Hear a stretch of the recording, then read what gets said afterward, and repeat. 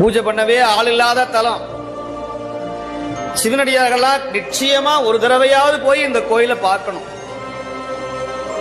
நான் அடிக்கடி சொல்றது உண்டு, எல்லாரும் திருவண்ணாமலை போறீங்க, திருவாரூர் கூட யாரும் போறது இல்லை, சிதம்பரம் போறோம். ஆனா இந்த மாதிரி தலங்களுக்கு ஒரு தல யாத்திரையா போகணும்.